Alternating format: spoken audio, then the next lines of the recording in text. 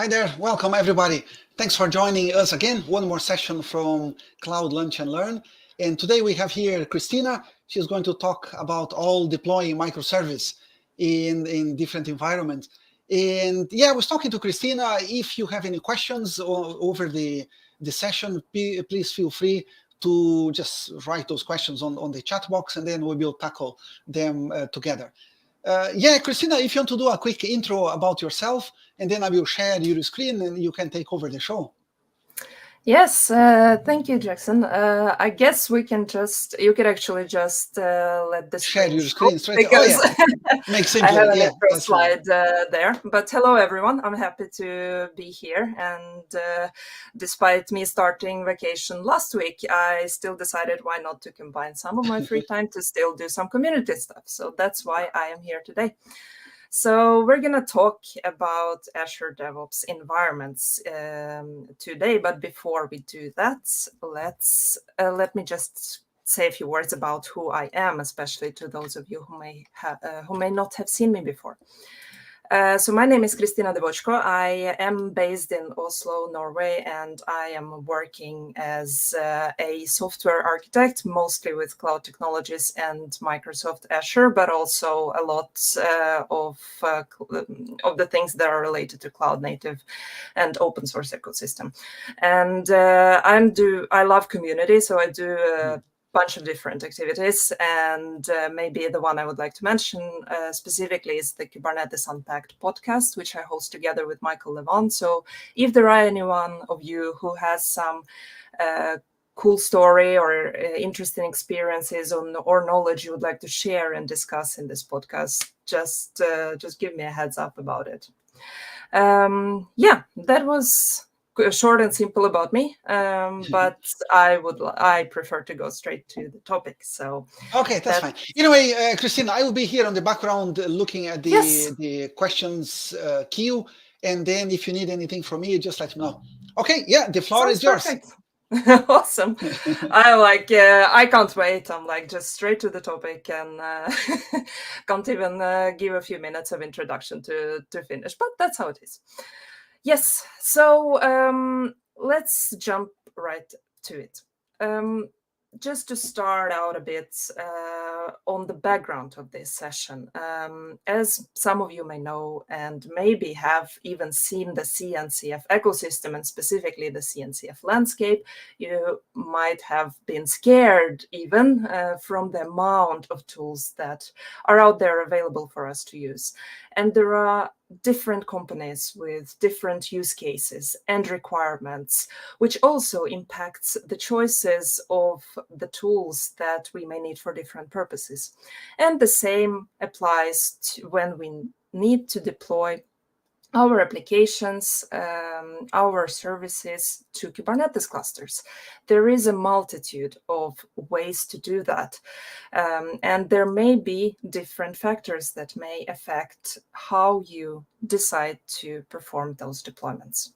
And some of the factors that may impact your choices are the overall size of your organization, the total amount of microservices or of applications that you need to deploy to Kubernetes at this point, the overall current platform you have, and how mature the team that is going to work with developing containerized applications, with deploying them to Kubernetes, how mature those teams are, how well they know Kubernetes, how well they know containers, and in general, how mature they are to perform, for instance, continuous deployments.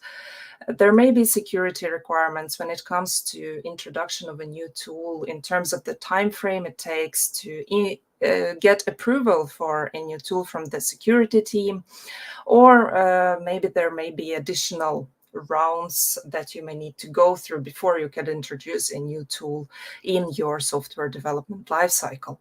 There may be organizational readiness, like we know, or some of you might have heard about GitOps, which is for kind of the golden standard in the industry of how you would deploy workloads to Kubernetes, where you have a a Git repository which becomes the single source of truth, and then the clusters kind of pull all the changes and automatically update the workloads based on every single change you merge, which kind of helps you to deploy even faster and even more agile. But it also requires a set of factors to be in place and to have a proper level of maturity in order to succeed with it, which might not be the case for some of the companies out there. And you would like to find the kind of a middle way, a tool in between that can help you to start deploying to Kubernetes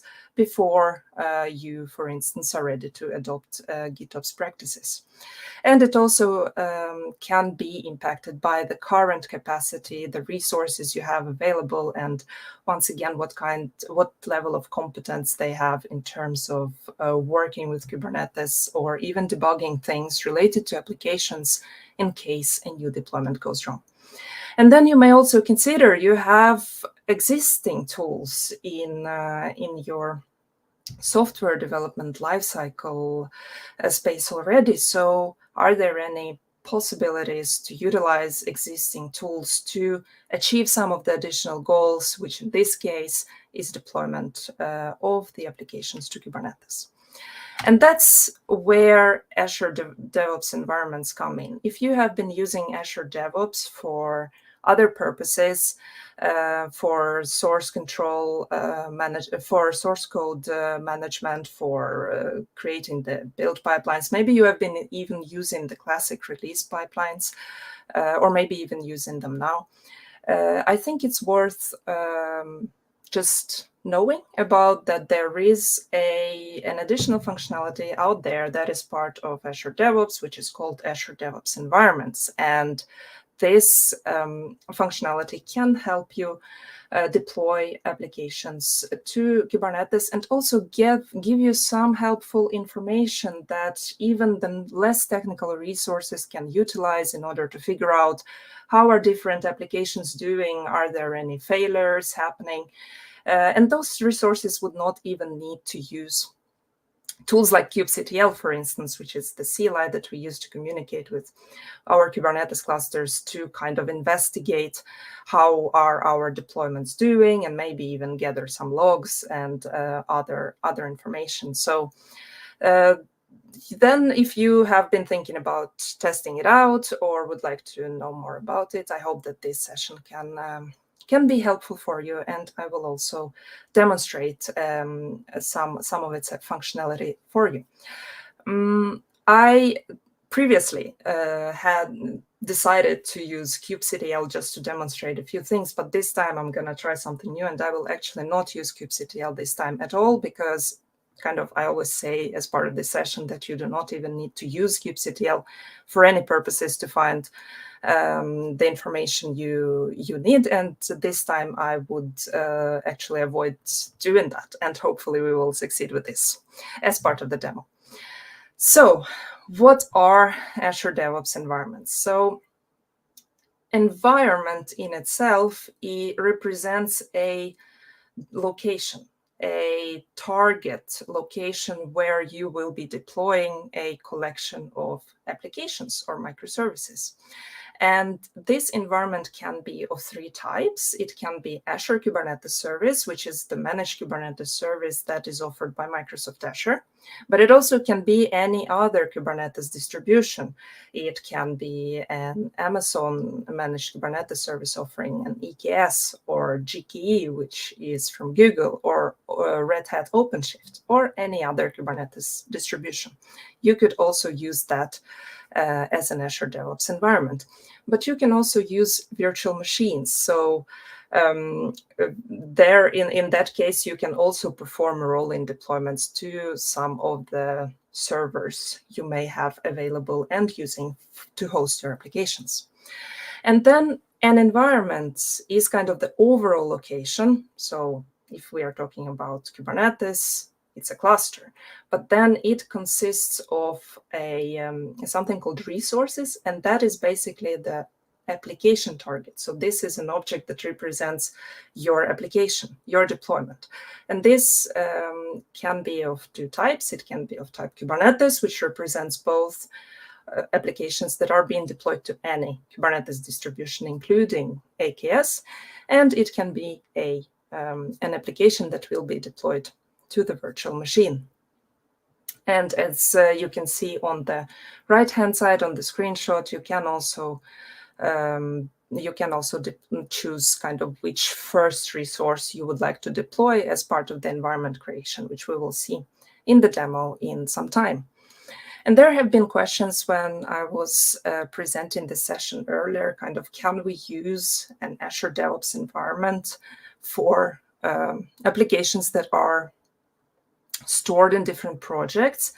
But unfortunately, the answer is no. So when it comes to deployment to the environments that are targeting Kubernetes, they are project scoped.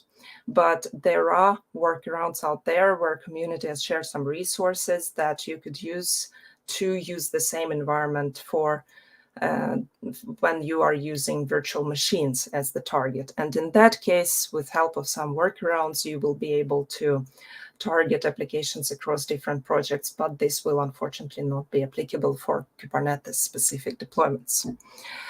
And if you have been using classic Azure DevOps release pipelines, as I mentioned before, what happens with introduction of Azure DevOps environments is that you can get all the capabilities that you have been using as part of the release pipeline, the classic release pipeline, as part of the regular build pipeline, or AKA Azure pipeline, where you can utilize something called a multi-staged pipeline. So you could have different stages, which we will see shortly, for development, for execution of tests, for running specific checks, and then you can have different stages for deployment to different environments, which is also known as deployment groups, I think, in the classic release pipeline. And you could still introduce different approvals and checks and validations to ensure that specific controls are in place and validated depending on which environment you're deploying to. There is also some infrastructure as code support to create Azure DevOps environments. There is an Azure DevOps provider in Terraform. If you haven't heard about that before, do check it out. There will be a link as part of the GitHub repo, which I'll share in the end of the session. It does not allow you to create every single piece that an Azure DevOps environment contains of, but it allows you to create an Azure DevOps environment resource. So the representation of the cluster. It allows you to create service connections. It allows you to create approvals and checks, but you can't, as of now, create the resource itself, which represents your application. But you can create the environment. So do check it out if that sounds interesting. And a few of the reasons why you may consider that a part of kind of utilizing the additional functionality of Azure DevOps, which can be the tool that you are already using. In this case, you can take it even further and use it both for development and deployment of your software, of your applications. The UI is familiar from before, so you kind of can natively go just to a different page inside of Azure DevOps, and everything is, if you have used Azure DevOps before, everything will be quite easy to kind of start using in this case as well.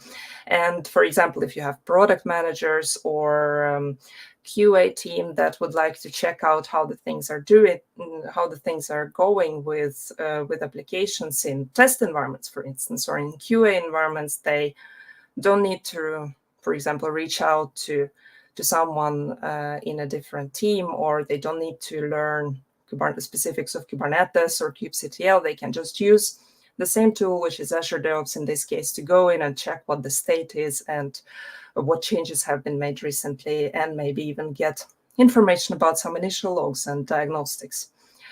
And the initial diagnostics can be helpful in case things go wrong. Once again, you don't need to switch between different tools. You can just go in and check, retrieve some logs directly from the application that is running in the cluster, and maybe see if there are some open and visible errors that may be connected to the latest changes that cause the deployment to fail.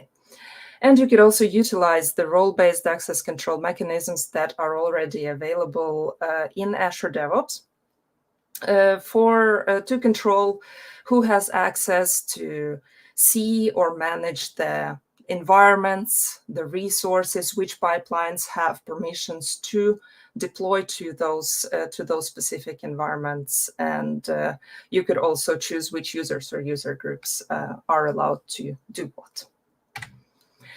So some of the core functionality which I would like to show as part of the upcoming demo that will become available for you with Azure DevOps Environments is that it kind of becomes a single pane of glass for all the deployments you currently have for the different applications that are targeting different Kubernetes clusters you may have. So you could kind of go to a single place and see how what is deployed where and what the status is. You can get the deployment history and connections to what changes and which work items the latest changes to the application are connected to. So you could kind of track it, which could be useful if things go wrong. As I mentioned, you could utilize the access controls mechanisms of Azure DevOps, and you could, on top of that, put some additional validations and checks to ensure that, for instance, if you want to deploy to a production cluster, you would like to for instance, get an explicit approval. In the raw teams and the raw organizations that are not quite ready to have it fully automated without explicit approval, I have seen that in that case, such quality gates can be useful. Or you would like to validate that only specific YAML templates are being utilized by the pipelines that are deploying to that specific environment, and that you could introduce with help of these approvals and checks functionality.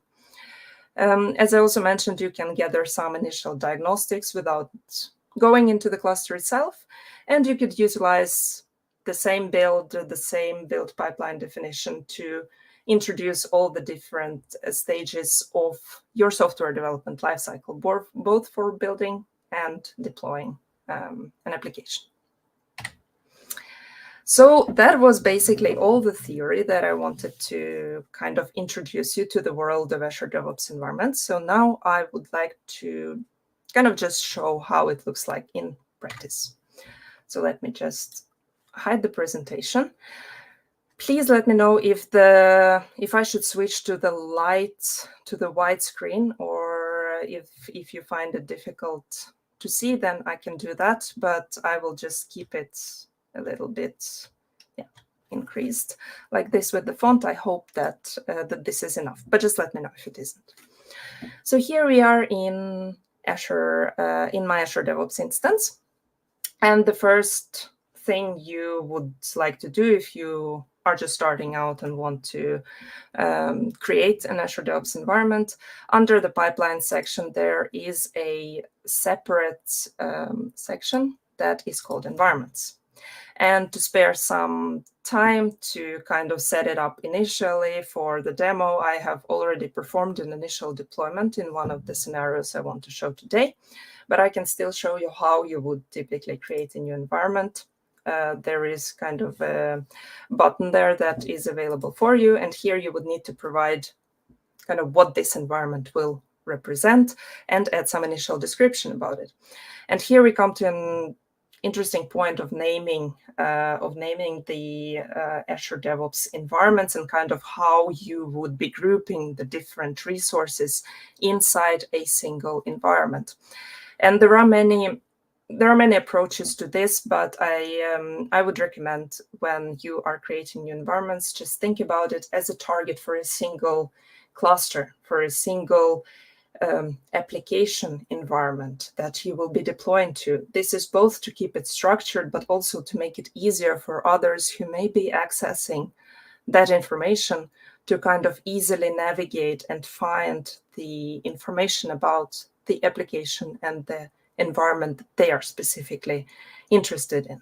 And especially if you're using different Kubernetes distributions, not only AKS, for instance, but also some other like GKE in addition to AKS clusters, it also would be good to kind of make it distinguish it as part of the name. So the way I can recommend doing it, for example, is to have the first part of the name representing the Kubernetes distribution, like AKS, for instance, and then represent the name of the cluster. So I have one cluster available that would be Azkaban, for instance, that is called Azkaban in the Azure portal as well.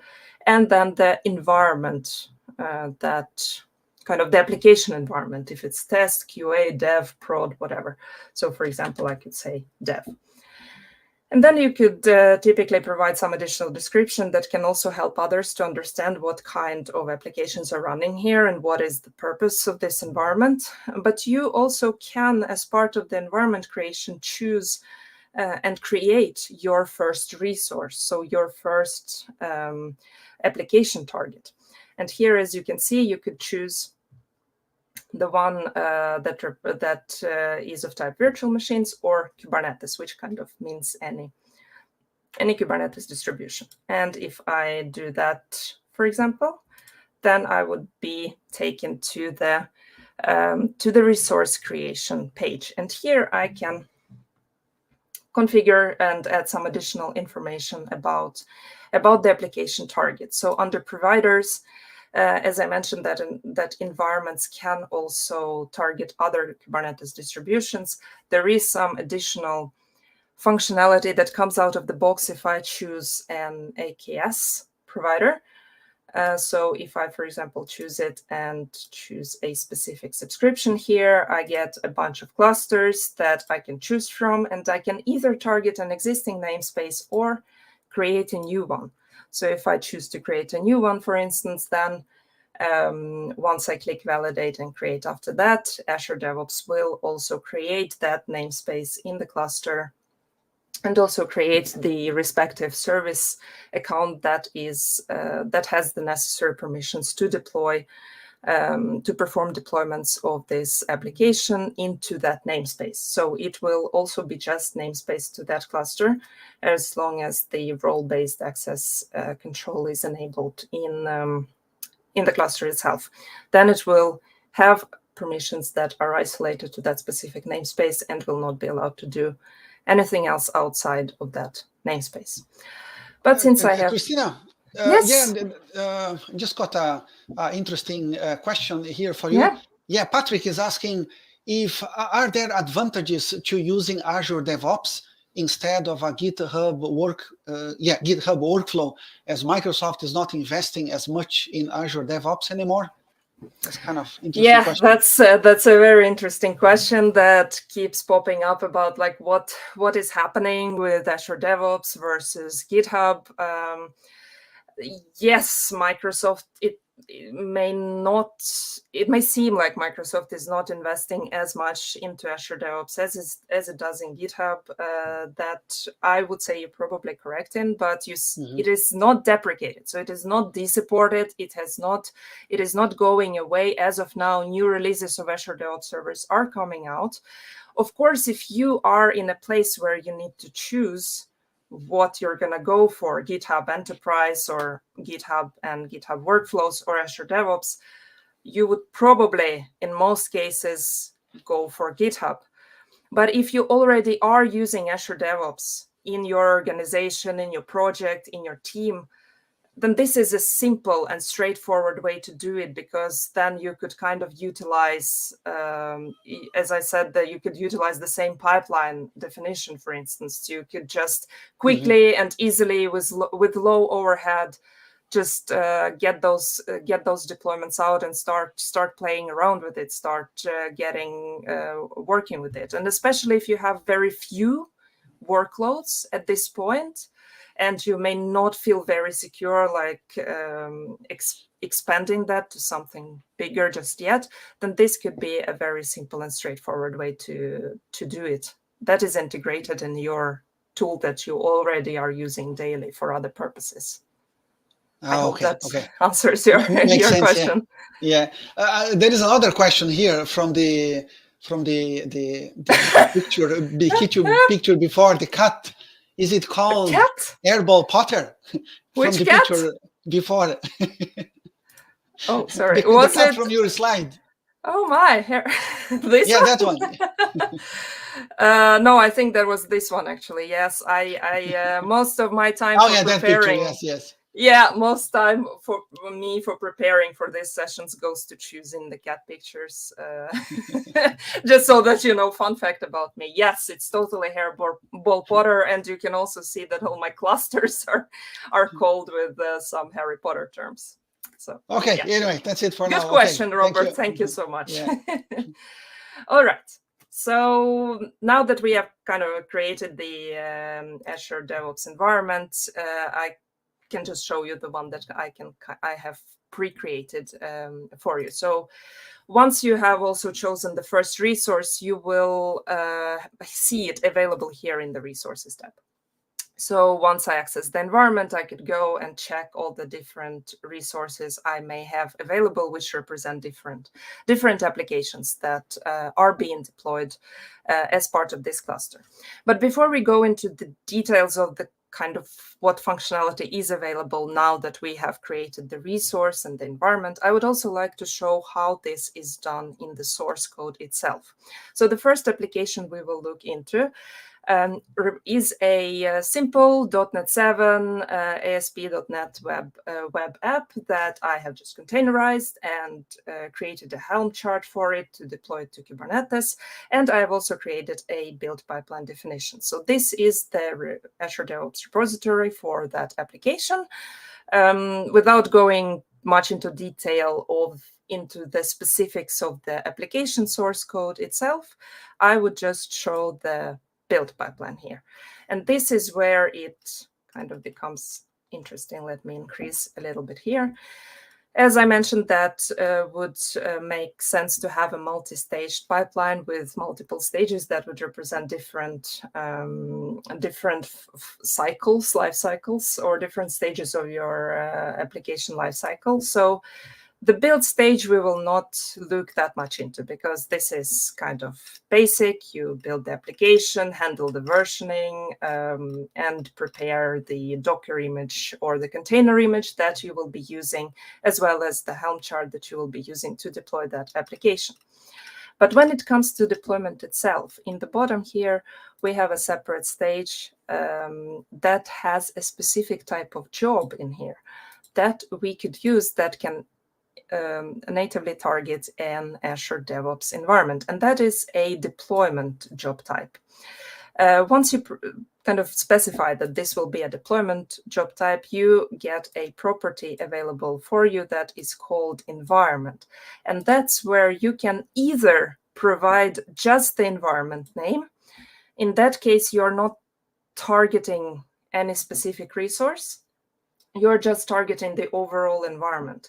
When you're doing just that, you will not see any resources available in the environment, but you could still use, for example, approvals and checks, security controls, some other functionality that is available for you, but you can't see a resource object that represents that application. And in some cases that may be useful, and I will mention it a bit later. So you can do just that. You don't even need to create an Azure DevOps environment. In that case, if you just want to specify the environment and not the resource, then the pipeline will create that Azure DevOps environment for you automatically. But if you already have an Azure DevOps environment or want to or have created one with a specific resource that you want to target, which may be the case in many situations, then you could provide it with separated by a dot, and then kind of this job then would know which application target it needs to use for this specific deployment. And also to avoid kind of hard coding it everywhere in all the different pipeline stages or different pipelines that you may have, I would also recommend using a variable group. And if you would like to use a variable group where you have, for example, the resource names and the Azure DevOps environment names, you should also be aware that then that variable group needs to be imported up here in the root of your pipeline definition to ensure that the values are properly resolved as part of the compilation stage. So once we have done that, then we can just create a deployment task. So for instance, in this case, it will be a Helm deploy. And that will basically be it.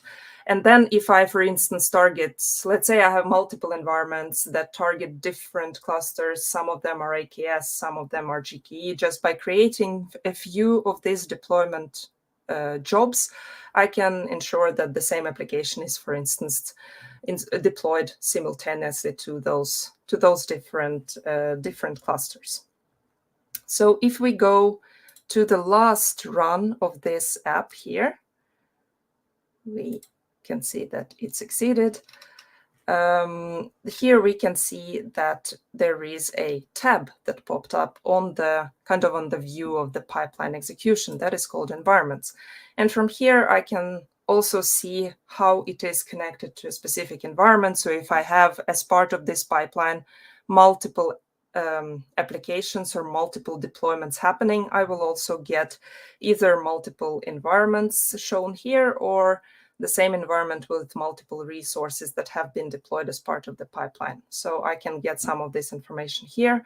I could either navigate directly to the environment itself or to the specific resource, which is Cat Encyclopedia. And as some of you might have guessed, what this application is. Let's take a look at it, how it looks in the deployed way, because we're gonna try to destroy it. So I have exposed this application not on a public URL, but just on the public IP of the application gateway ingress controller add-on of the AKS cluster. So what this app is, it's basically a cat encyclopedia. So on every refresh, it generates a random fact about the cat and a random image of the cat. How lucky I am! What kind of image it generated for me this time? And then I can just add some extra cat love, because I also like to have fun as part of these sessions. So this is basically the application that we have currently running in the AKS cluster.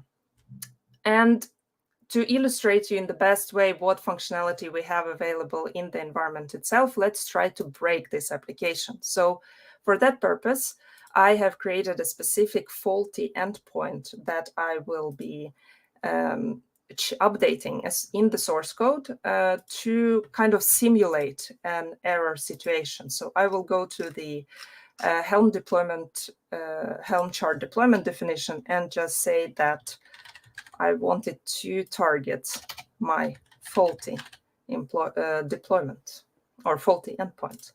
And then I would like to connect it to a specific work item so that we can also see it as part of the Azure DevOps Environments functionality.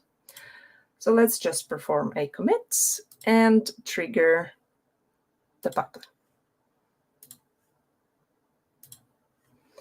And it needs to use a minute or two for that purpose. So let's just keep it here side by side so that we can see while I show you some other functionality so that we could see when it kind of reaches the deployment stage. Let's see. So if we go back to the environment itself, I mentioned the security functionality that is available for us. So if we go to the overview over different environments here, we also have a page or a button called security. So here we could define who actually has access to see any of these environments or the environment page in Azure DevOps, and also who can modify or do any changes to that environment. So we can kind of configure it on the root level of Azure DevOps environments. But I can also go to the specific environment, and in the same place, I will also get a security function here, which also allows me to define who has access to this specific environment, who can see it, who can read it or who can modify it. And also I can define which pipelines are allowed to target that specific environment. So for example, if I have an environment targeting a production cluster, I probably would limit who is allowed to see this environment to begin with, and also which pipelines target it. And by default, no pipelines are allowed to target an environment by default. You would need to explicitly go and open access if you want all the pipelines to have automatically access, but you wouldn't want to do that in the real life setting. And you can either add explicitly those pipelines here, or once the pipeline runs for the first time targeting that environment, it will notify you that it needs an approval to be allowed to perform that deployment. So you could do it kind of there and then. Now, if we go back here, let's see. Also in the deployments, we can see the history of the different deployments that have happened for the different applications. And here I can also go and filter on a specific resource if I just want to see the deployment history for a specific app.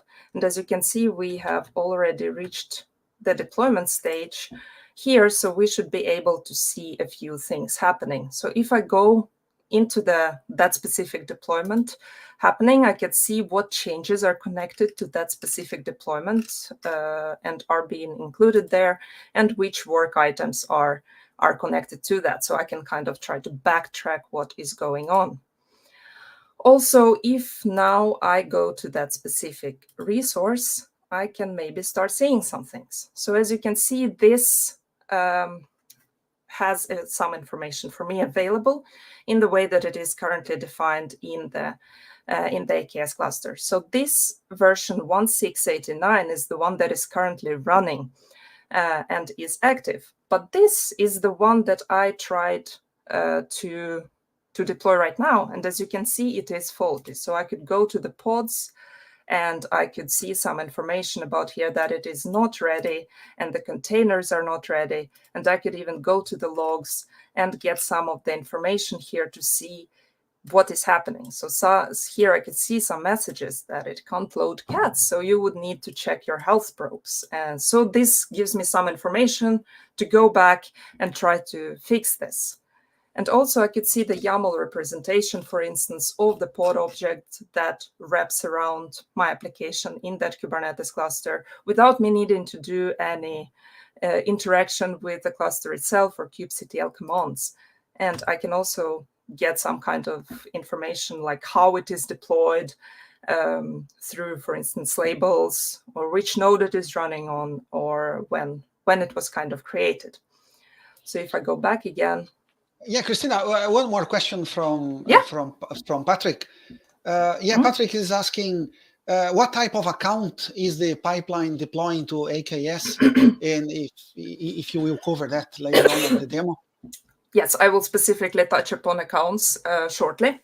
Okay. So just give me a few minutes and I'll hopefully answer your question. Okay, all good then. Yeah. Yes.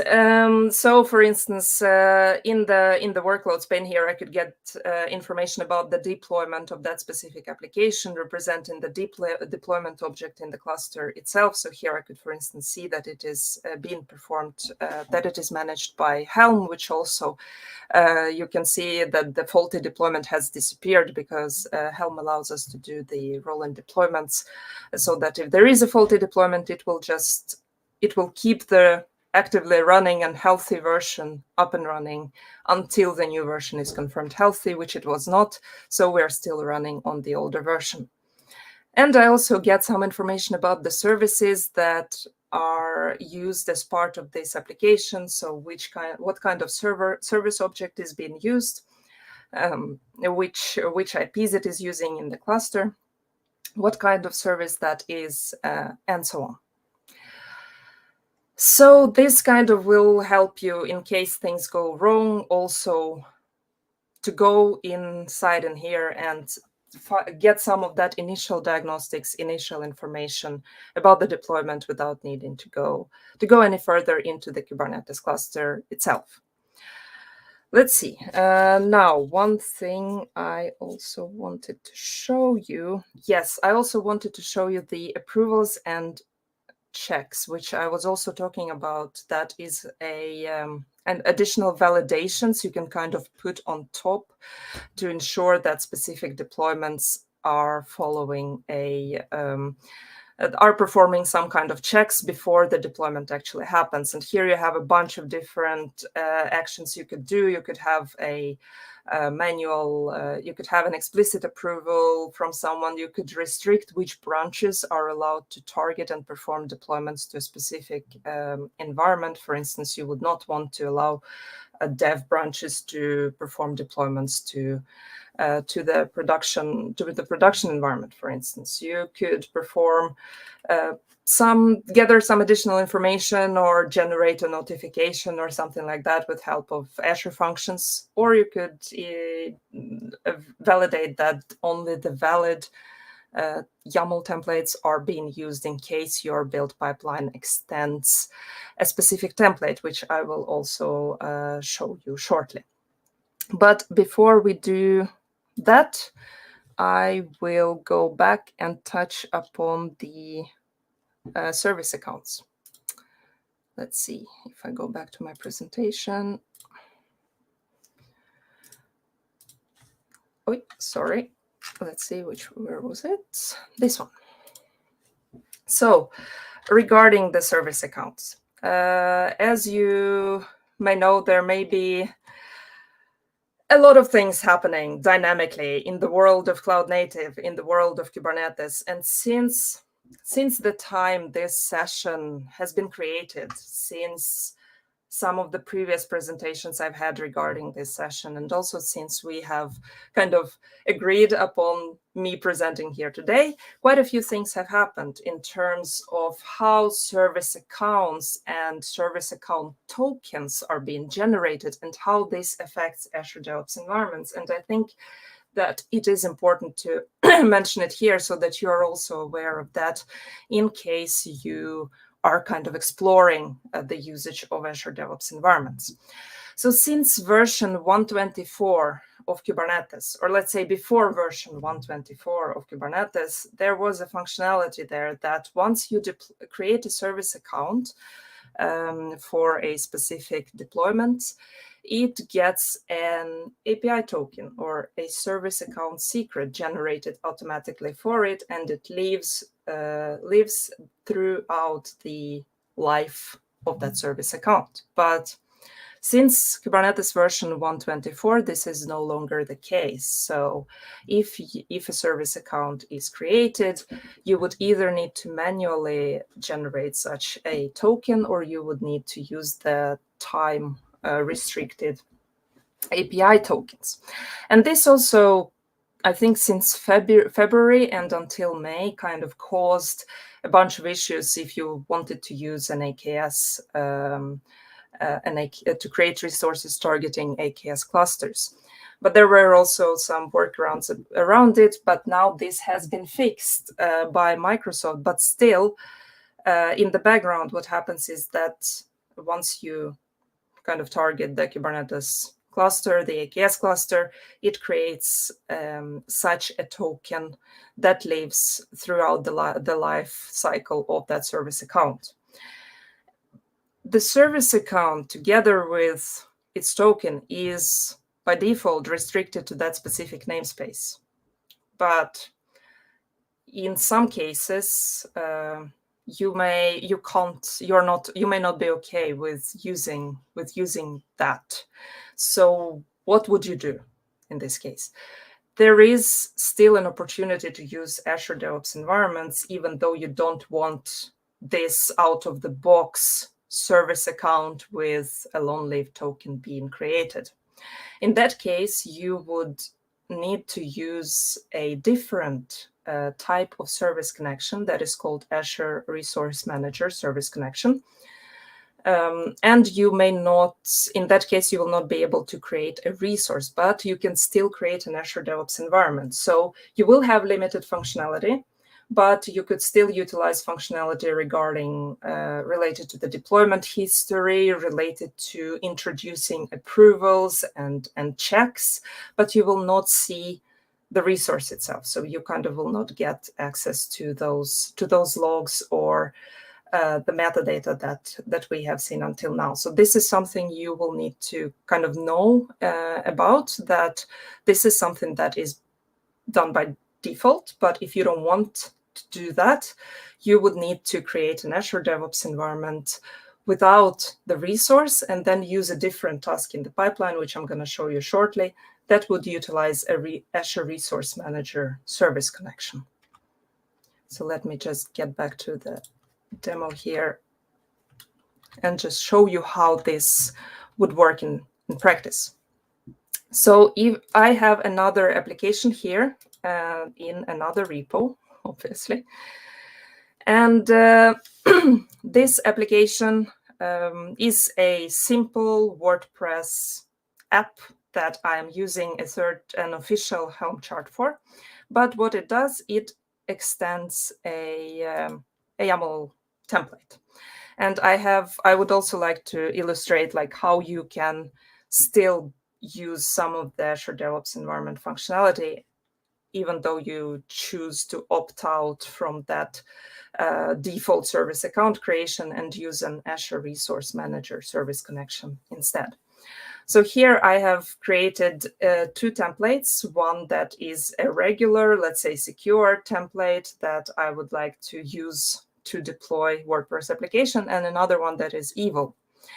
And I will not be creating any resource for that application in the Azure DevOps environment. So if we take a look at the pipeline here, we can see that I still have the deployment job here, but I'm not targeting any resource. So I'm just targeting the same Azure DevOps environment, but no specific resource. And then I still have the Helm deployment task here, but in that case, I would need to let Azure Pipelines know that I will not be using the default way to deploy to Kubernetes. I will be using this Azure Resource Manager service connection, where I will need to provide information about which subscription I'm targeting, resource group, and what kind of cluster I am targeting. And other than that, it would work in kind of the deployment execution itself will work in the same way as if I have been using a default way to do it. But if we go back to the environments here, let's see. We can see that in the environments, we don't have any resource here representing WordPress. But let's add this check that would ensure that I am still using the secure templates to perform the deployment through this pipeline. So I would just add this check for the required template. I would say that I want to use this repo, main branch, and I am interested in, and I would like to say that this is the secure template. So I will just create that check, and now we can attempt to perform a deployment of that WordPress application and see what happens. To do that, I will first try to target the evil kind of insecure build pipeline definition. And now we will see, now I'm not targeting any specific resource in that Azure DevOps environment. So I should be able to see it fail because I am targeting an insecure template. So let's just give it a few seconds to execute. And as you can see, it here failed due to one failed check. So if I click on it, I can see that the validations that I have enforced are still valid, even though I'm not using the default way to target deployments through resources. So if I try to change this, let's see. If we go back to settings and now use a regular deployment pipeline file and rerun it.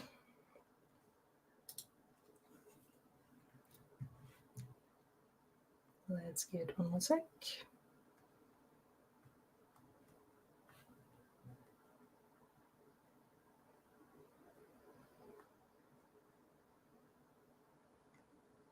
Let's see.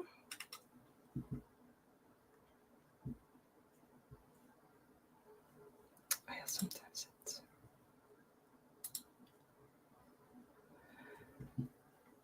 it's here.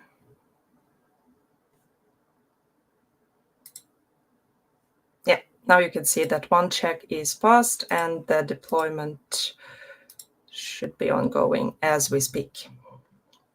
So in that way, you could still use some of the functionality in Azure DevOps environments, but it will be kind of limited. So I will also show you here that in the service connections, here if we go to the settings, where is it? Here we go.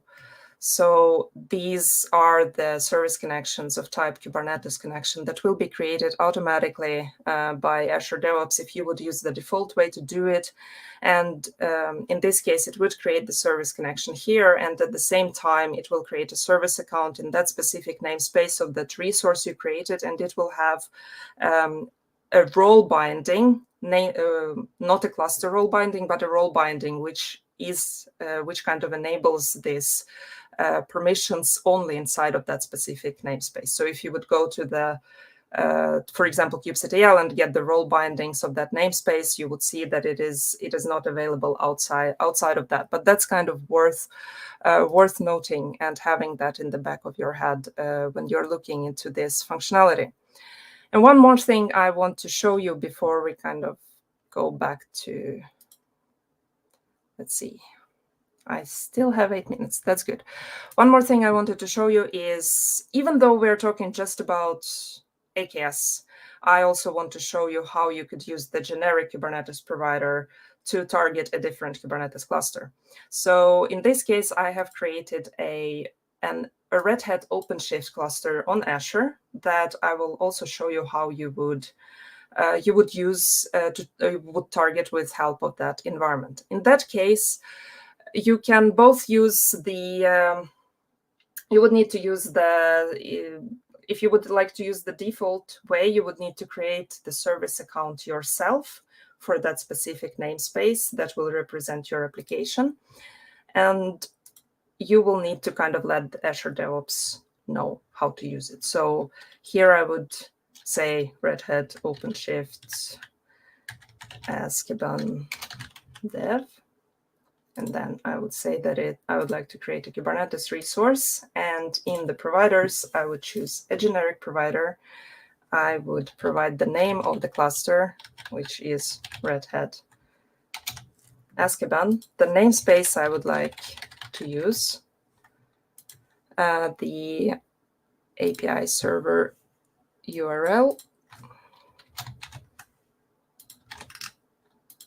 And I would need to provide information about which service account and service account token it would need to use. So there is information there that can help you to understand which commands you would need to run to get it. And once it's done, I have also the environment with the resource targeting that Red Hat OpenShift cluster. And I can, in the same way, as you can see, the resource pops up automatically here.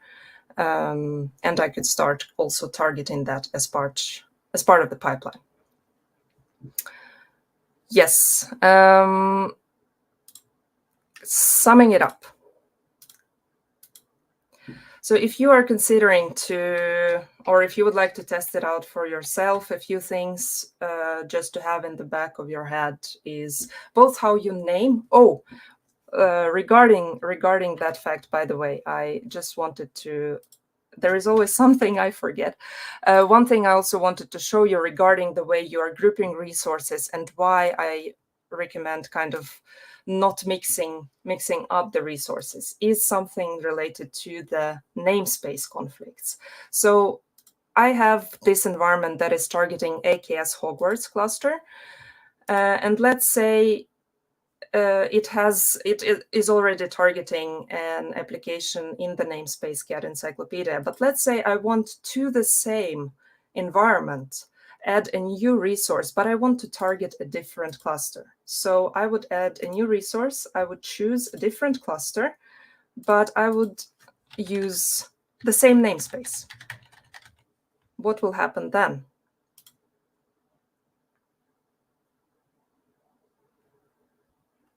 In fact, I will get a namespace conflict. So this kind of can also be the reason if you would like to start mixing and matching as part of the same environment, you can't kind of use the same namespace, even though you're targeting different clusters. That's why it makes sense to keep it clean and target only a single cluster as part of the environment.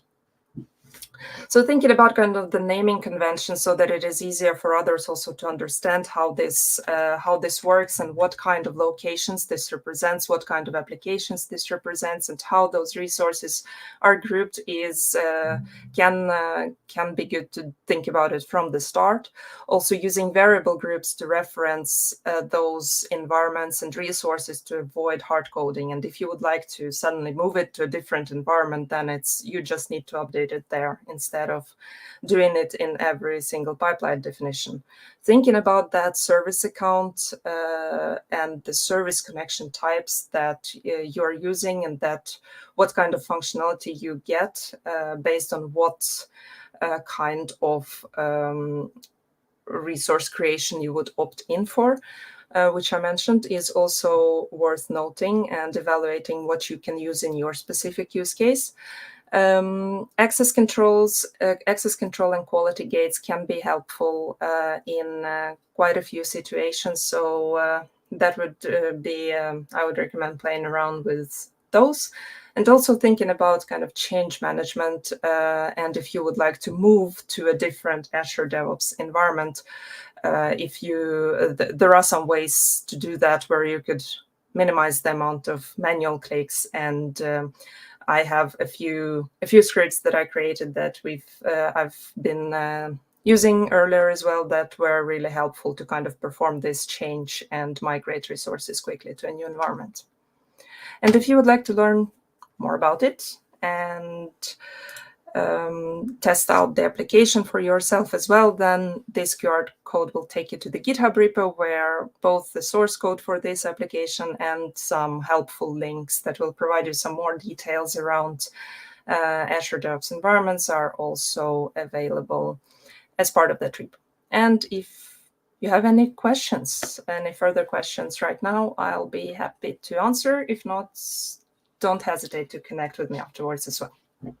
Okay, yeah, wow, that was a great session. Plenty of learning for everybody watching us today. And everybody from home, please remember the recording from this session will be available on our YouTube channel. And yeah, that's really great. I don't see any other question, Christina, for now on the queue. I think it's all good. Awesome. Then okay, great. Thanks very much, Christina, for spending the last hour with us. I'm sure everybody watching really enjoyed your session, and I hope to see you again in a few days or a few weeks again. Thank you. I hope that as well. Thank you, Jackson, and thanks everyone for attending. Okay, great. Thanks very much, everybody, for connecting us today, and keep your eye on our YouTube channel and our, let's say, page on LinkedIn and so on. Okay, see you next time again. Thanks very much. All the best. Thank you.